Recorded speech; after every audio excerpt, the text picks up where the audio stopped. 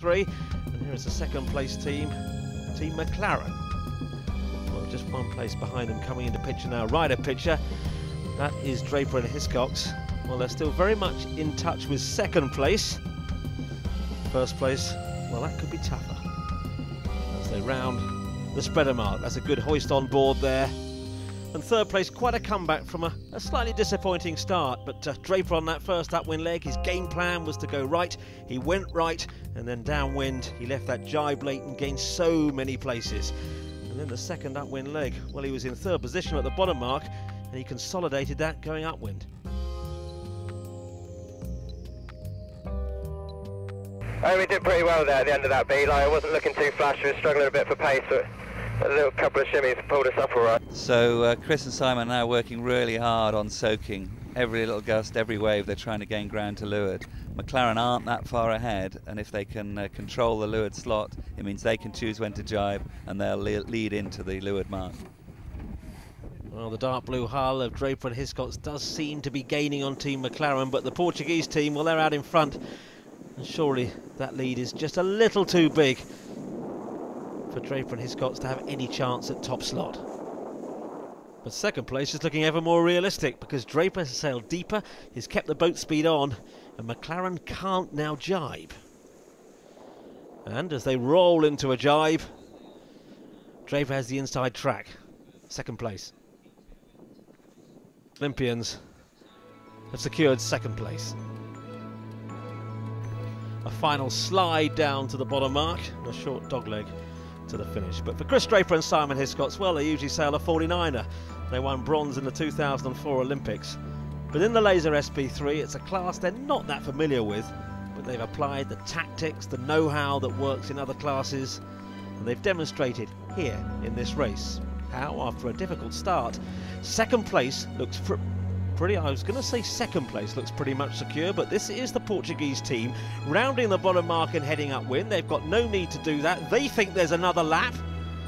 Well, they haven't seen yet. Well, Chris Draper and Simon Hiscox must be smiling, because if the Portuguese don't recognise something's wrong pretty quickly, and they haven't, Chris Draper, Simon Hiscox and James Lundlach in the middle of the boat are going to win. And that is something the Portuguese team have just realised. And as they bear away for the consolation prize, it's a bullet for Draper and his team. Well, basically, we made sure we were behind the line, which gave us a bit of a crap start, but we got down the port end because of the bias. And then just sailed a few little shifts at the beat, but generally stayed towards the middle and staying and not getting on the starboard lay early pretty much gave us a lot of big advantage, really. And then on the runs, we just got good base speed downwind, working the waves a little bit and just trying to keep it as simple as possible and stay out of the corner, really. Okay, a textbook stuff from Chris and Simon. From a very conservative start, sailed up the middle of the beat, really thought hard about their tactics on the run and made the best of their superior boat speed downwind. What more can I say? Well, a fairy tale finish to a textbook race, which just goes to show that fast sailors can apply their skills to almost any boat. And plenty to think about for the improving racing sailor, from tactics to speed sailing upwind and downwind, and how to manoeuvre against other boats to win the final few places.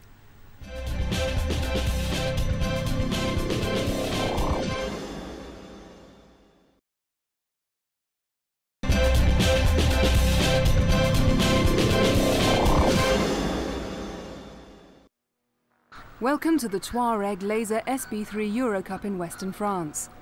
And coming up is a fascinating insight into the power of coaching and sailing to a plan.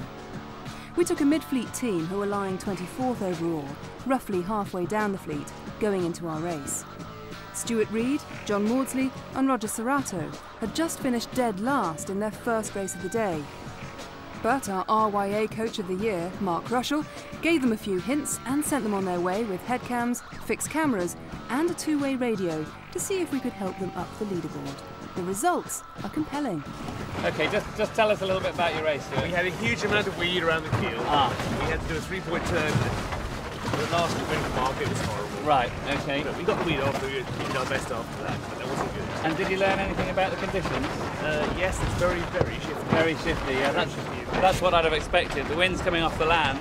Yeah. I would imagine they'd be fairly unpredictable shifts as well. Is that? That's where we were. Yeah. Yes. Okay. So water's much flatter than we've had for the rest of the regatta. Yep. So any thoughts about the boat setup? Trying to go for slightly more pointing and slightly more leach. Yeah, I think that's right. I think once you got the boat up to speed, I mean, you will need it. You will need the sails twisted out of the tack and off the start line to get it up to speed. Once you got it up to speed, a bit more leach tension. You're not going to go any faster through the water, so you may as well try and get a little bit of extra height. In these conditions, when it's difficult to predict the period of the shifts, effectively all you can do is react to what's happening. So what I'd say is spend a good bit of time before the start trying to work out if the wind's in a right or left phase. If it's in a left phase, make sure your start lets you get onto port as early as possible. If it's in a right phase, make sure you're not hammered by a boat to leeward, forcing you to tack off. And then every little opportunity you have to put something in the bank, if you get a little header, see if you can put that in the bank by crossing the boats around you. I don't think there's going to be a big advantage with banging a corner. It might work, but it's just as likely to be the wrong corner. So nice clear start. Spend some time before the race trying to get a feel for if it's a right or a left phase, and then nice conservative sailing. And if you can back that up with a little bit of working on your pointing, then hopefully we'll get a better result. Downwind. I mean, there are little gusts around, so somebody looking back for the pressure, heel the boat to windward, just trying to use every little extra gust to gain a little bit of ground to leeward. Puff, try and go down. Exactly. Try and go down. Exactly. Really good communication needed from the trimmer in this condition. The 5 minutes just gone and the wind is definitely in a right-hand phase, so Stuart's plan is to start in a space to leeward of the bulk of the fleet. That way he'll be all set up. When the wind starts to head, he should be able to tack and consolidate. Timing's about 5 minutes out, you can do that at one. Right.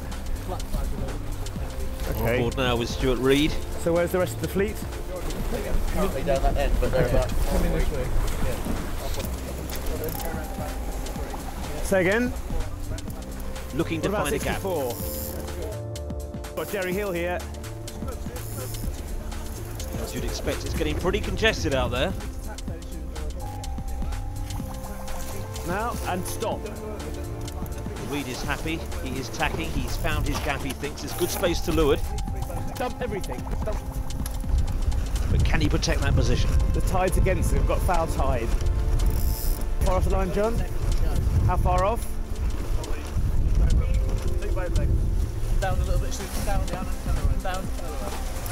Reed bears away, he's got to get speed up now, but he doesn't want to get too close to that boat to leeward. We're going. That's the gun. In the front row, that's a good start. He's got clear air, clear lane.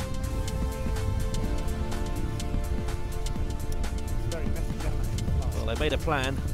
That's a good execution. Oh, it's been a big shift. The boat's coming out on port. We've got a big lift there. They could hardly get his line on starboard, so it must be very, very biased. Reed's recognised that. On starboard tack at the moment. Roll. And that's his instruction to roll. Takes the benefit of the shift and goes on to port tack. Yeah.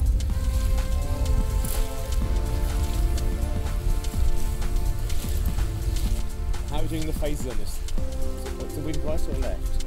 Well, doing exactly what they said they'd do before the race, talking about the phases, the way the wind's shifting on this first upwind leg. The wind's now in a left phase. Stuart's doing exactly what we discussed. He's tacked onto port, he's putting some of that gain in the bank, and he's actually looking very good. He's in the top 10